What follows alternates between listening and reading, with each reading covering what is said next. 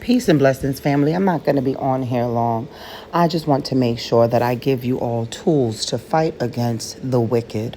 See, the Psalms are loaded. Our forefather, Dawid, he was something else. You remember the one who slayed the giant. Giants must die. What we tend to forget is that these evil spirits that are fighting against us are nothing more than the giants. See, when their bodies died, their spirits, their ruachs, did not. And so they roam the earth as evil spirits. And so taking a lesson out of my forefather David's book, I am going to put this stone from my shepherd's bag in the head of the giant and then cut his head off. So here are the Psalms that I'm sharing with you all to fight against evil. Psalm 58 is a fiery prayer begging Yahuwah to render swift, decisive justice against corrupt rulers and malicious liars, using vivid metaphors like snails dissolving into slime or fierce lions having their teeth broken. You can read the full text on Bible Gateway or whatever app you have. You guys just see I'm reading what's on my screen, right? And I'm going to be sharing these Psalms from the TS 2009. So also we have Psalm 10, verses 12 through 15. Directly asks Yahuwah to arise and punish the wicked and break the power of the wicked and evil people. Psalms 109, one of the most strongest imprecatory psalms, where the psalmist asks Yahuwah to hold deceitful accusers accountable and let the consequences of their own actions fall upon them. Psalm 64, a plea for protection from the hidden schemes and slanderous words of the wicked, trusting that Yahweh will shoot his own arrows at them. Let's get into these Psalms. Tehillim 64, Psalms 64. Hear my voice, O Alua, O Alahayim. In my meditation, guard my life from the threats of the enemy. Hide me from the secret plans of the evildoers, from the tumult of the workers of wickedness, who sharpen their tongue like a sword and aim their arrows, a bitter word, to shoot in ambush at someone blameless. They shoot at him suddenly and do not fear. They arm themselves with an evil word. They talk of hiding snares. They have said, who sees them? They search out unrighteousness. We have perfected a well-searched out plan, for the inward part of man and heart are deep. But Alahayim does shoot at them with an arrow. Their wounds shall be sudden, and they cause one to stumble. Their tongue is against them. All who see them flee away. And all men fear and declare the works of Alahayim. And they shall wisely consider what he has done. The righteous rejoice in Yahweh and shall take refuge in him. And all the upright in heart praise him. Tehillim 109, Psalms 109. Do not be silent, O Alahayim of my praise, for the mouth of the wrong and the mouth of the deceiver have opened against me. They have spoken against me with a false tongue. They have surrounded me with words of hatred, and they attack me without a cause. In return for my love, they accuse me while I am in prayer. And they repay me evil for good and hatred for my love. Appoint over them one who is wrong, and let an accuser stand at their right hand. When they are judged, let them be found wrong, and let their prayers become sin. Let their days be few. Let another take their place. Let their children be fatherless. If they have wives, may their wives be widows. And if it be the women that are wicked, let their husbands be widows.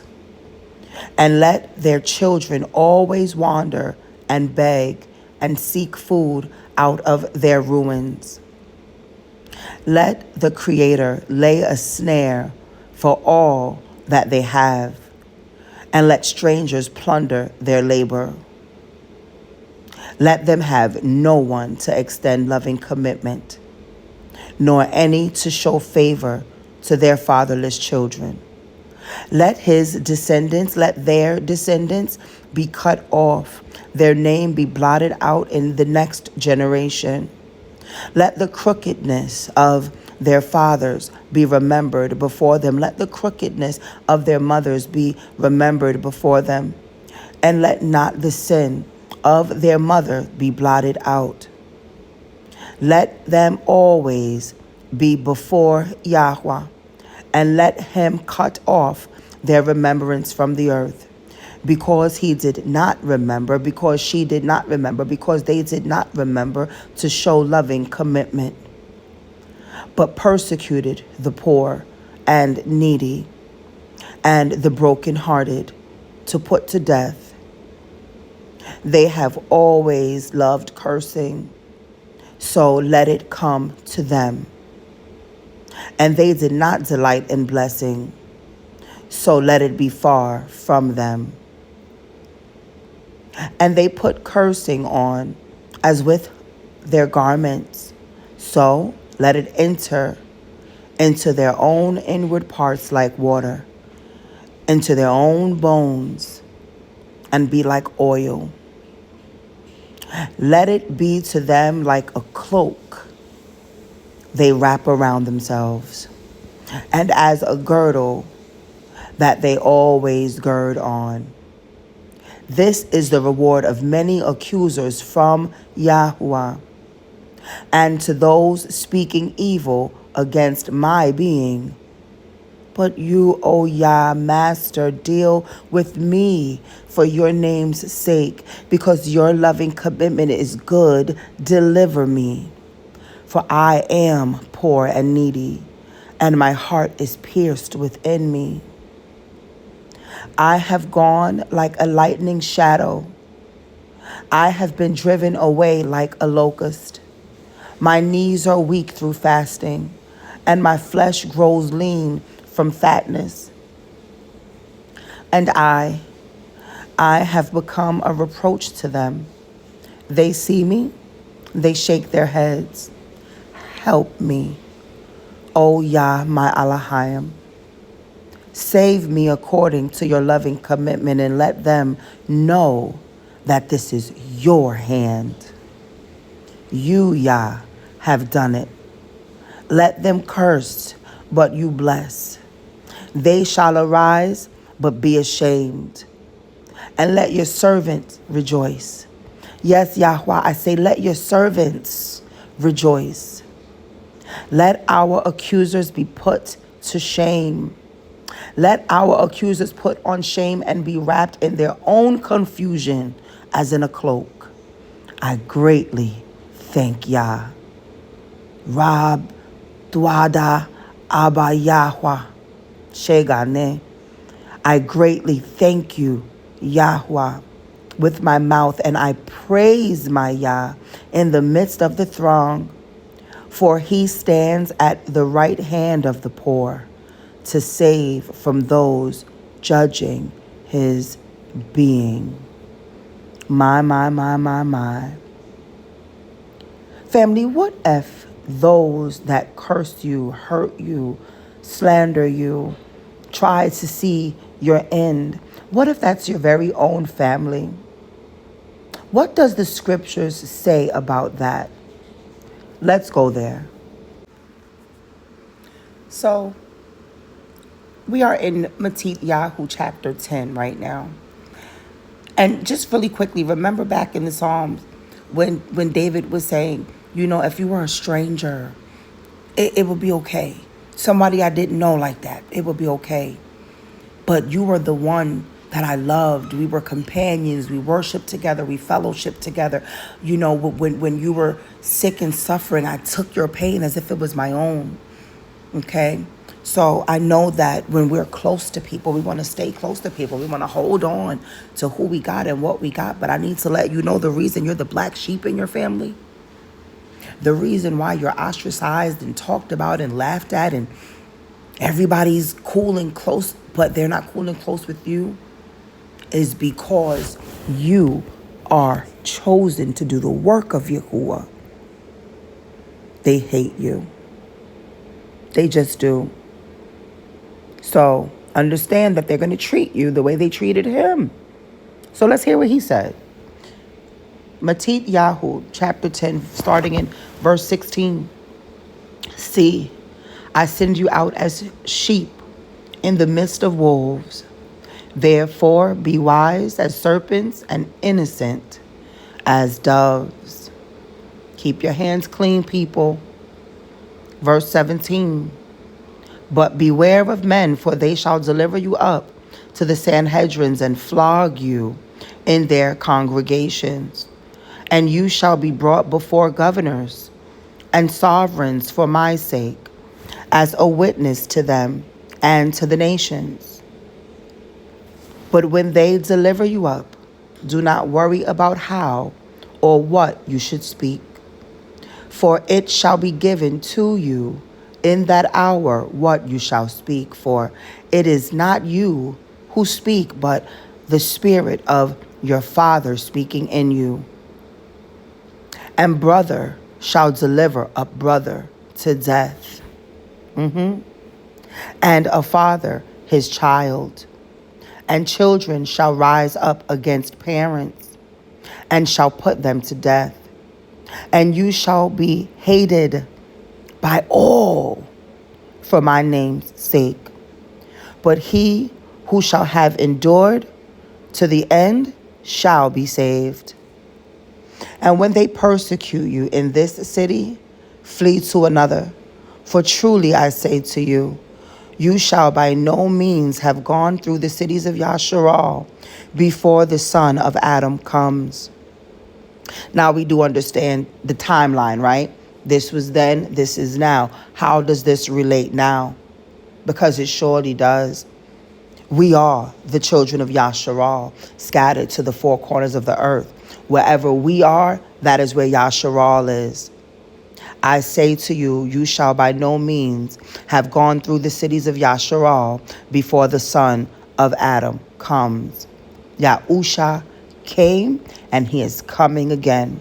And I'm going to tell you, when you keep Yahuwah's laws, statutes, and commandments, and you walk in love, Yahusha is here in you. You see. A taught one is not above his teacher, nor a servant above his master.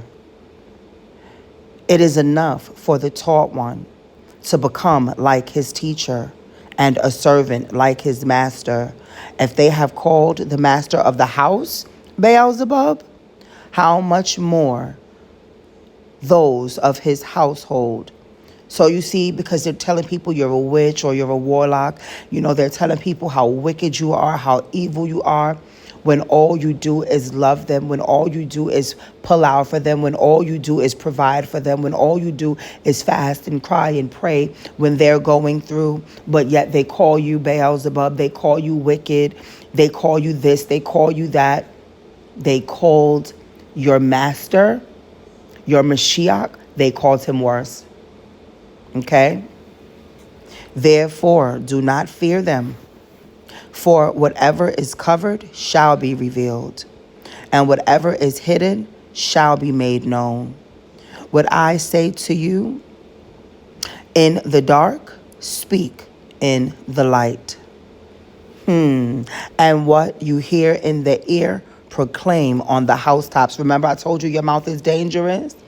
I told you your mouth is dangerous, right? This is why your mouth is dangerous. You see? Verse 27. What I say to you in the dark, speak in the light.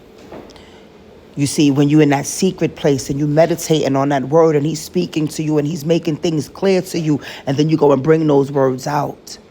They hate you. Don't take it personal. They hated him. So let's do this. Verse 27. What I say to you in the dark, speak in the light, and what you hear in the ear, proclaim on the housetops. And do not fear those who kill the body, but are unable to kill the being.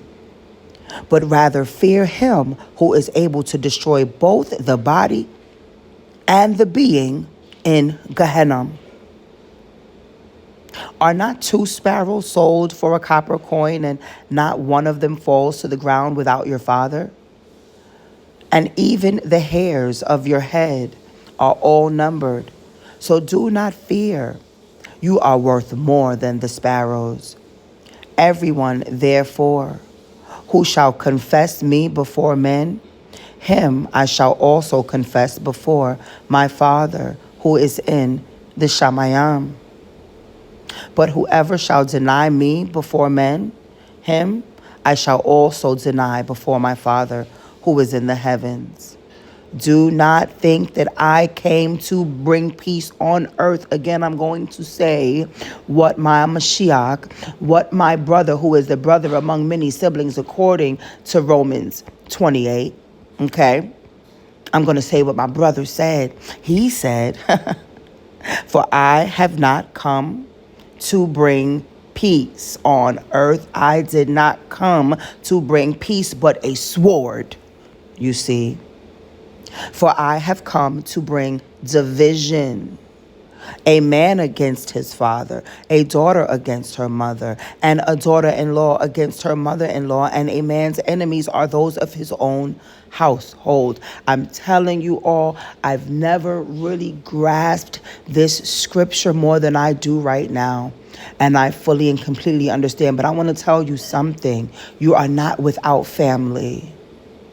If your mother, your father, your brother, your sister forsake you, disrespect you, slander you, hurt you, your aunties, your uncles, your cousins, your biological family, just because they treat you that way does not mean you are an orphan out here. You understand me? Your father has many children. Yeah? We're scattered all over the place. Yeah? You're not alone. Hear me? But he is going to separate you from the wicked ones. He is going to separate you from any of your family that does not receive him. Best believe. They can say with their mouths that they love him and they're holy and they're righteous and they're set apart, but their actions show otherwise. Know them by their fruit, family. So again, verse 36 says, a man's enemies are of his own household. He who loves father or mother more than me is not worthy of me, and he who loves son or daughter more than me is not worthy of me. And he who does not take up his stake and follow me is not worthy of me. He who has not found his life, forgive me, verse 39, he who has found his life shall lose it. And he that has lost his life for my sake, for righteousness' sake, shall find it. He who receives you receives me, and he who receives me receives him who sent me. So we're going to end that there at verse 40, because I'm telling you, when they're rejecting you and slandering you and wishing ill of you, they're doing it to him. And when they're doing it to him, they're doing it to the Father. And they don't want that smoke. So family, stay prayed up. Stay in your Psalms. Keep your hands clean. Do not repay evil for evil. Continue to do good. But I will also tell you this, you do not have to make yourself a doormat for people who continuously hurt you, step on you, trample on you. See, that's a good old Christian saying, that you have to take that and keep taking that. I don't agree with that. I believe that you use discernment and you ask the Father, because the Father will tell you when it's time to separate from people.